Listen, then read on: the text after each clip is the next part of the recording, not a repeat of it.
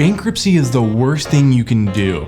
No, I'm just kidding. It's really not. Let's get into why. Welcome to the Ascend Finance YouTube channel, where we help folks understand how bankruptcy works and everything you need to know. Every single day, I'm seeing people being told that bankruptcy is the worst thing you can do. However, is that actually the case? Well, I'll touch on that in a bit, but first, please remember this video is purely made for informational purposes and should not be construed as any kind of legal advice. Alright, the goal of today's video is to provide you with enough information on whether bankruptcy may be a decent option for you. To do that, I'm going to cover a few things. First, Chapter 7 bankruptcy and how it all works. Second, Chapter 13 bankruptcy and how that all works. Third, and finally, should you file bankruptcy? As I know there's a few things to go through, let's first talk about how Chapter 7 bankruptcy works. In simple terms, Chapter 7 bankruptcy is the bankruptcy where your unsecured debt can be potentially wiped away. It's considered as the liquidation bankruptcy. In short, there's a means test that will see whether you may be able to qualify for Chapter 7. Some of you may be thinking, you have to qualify to file bankruptcy? Yes and no. Let me explain the yes part and then I'll talk through the no when I dive into Chapter 13. So yes, most times you need to qualify in order to file Chapter 7 bankruptcy. You have to basically make less than the income threshold for your state and household size. So I'll put up California's income threshold on the screen to show you an example. So you can see for a household of one, at the time of this video, as it updates very so often, the income threshold is $74,819, which means that an individual looking to file in a household of one, so just themselves, would in a sense need to make less than $74,819 a year before taxes. However, there are two parts of this test, and that's just the first part. So if you make more than the income threshold for your state and household size, don't count yourself out yet. The second part of the means test looks at some of the local and national standards for expenses to calculate your disposable income. In short, the court is basically trying to understand whether you have the means to pay back some or all of the debt. Now, everyone's situation is unique, and ultimately you're going to want to confirm with a local attorney whether you qualify, but from a high level, that's how it all works. Now, I honestly get that the qualification process can sometimes feel a bit complex, so we simplified it by creating a free Chapter 7 calculator that will estimate whether you qualify for Chapter 7 bankruptcy and the estimated cost based on your income, expenses, household size, and zip code. I'll link that in the description below if you want to estimate your qualification and cost for Chapter 7 bankruptcy.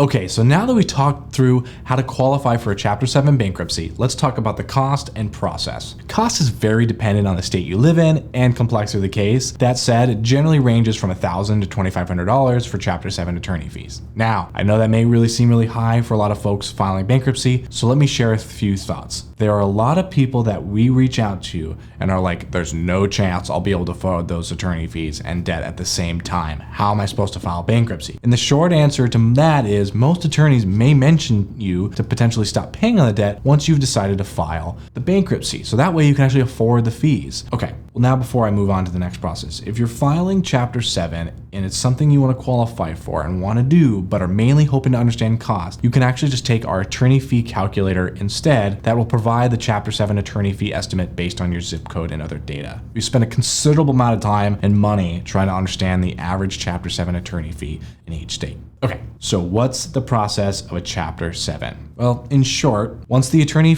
is paid in full, they'll get the petition filed after you'll have a couple meetings, but should ultimately done and be discharged with the bankruptcy within 3 to 4 months from when you filed. Now, I dive into how to rebuild your credit score from filing bankruptcy in another video, so if you're mainly curious about that, feel free to check the video out. I linked it in the description below. So before moving on to Chapter 13, let's kind of recap what we've chatted about so far. So first, Chapter 7 most requires qualification, which is based on income, expenses, state, and household size. You can simply estimate your qualification through the Chapter 7 calculator I mentioned earlier.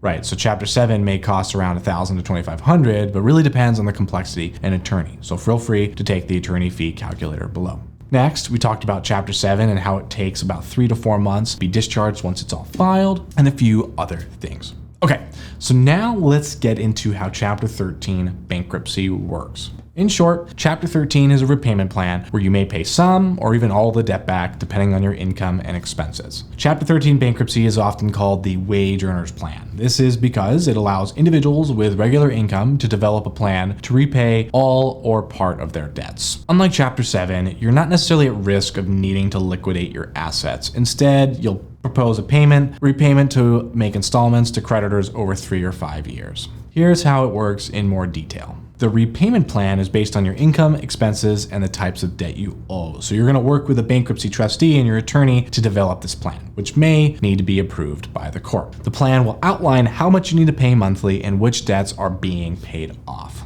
The length of the repayment plan is usually 3 or 5 years. If your income is below the median income for your state, your plan will be typically 3 years unless the court approves a longer period. If your income is above the median, the plan generally lasts 4 or 5 years. Once you file Chapter 13 bankruptcy, an automatic stay should go into effect, which basically means the creditors must stop all collection efforts. This includes foreclosure on your home, repossession of your car, and even harassment from debt collectors. If you make all the payments as outlined in your repayment plan, your remaining eligible debts will most likely be discharged at the end of your plan period. This means you're no longer potentially required to pay those debts anymore. All right, so let's now talk about whether you should file bankruptcy. Deciding whether to file bankruptcy is a significant decision, and everyone's situation is unique. That said, here are a few things to consider. First, look at the types and amounts of your debt. If your debt is primarily unsecured, like credit cards or medical bills, Chapter 7 may be helpful. But if most of the debt is secured debt, like a mortgage or car loan, well, Chapter 13 may be more suitable. Second, determine whether your income qualifies you for a Chapter 7 or whether you have a steady income that could potentially support a Chapter 13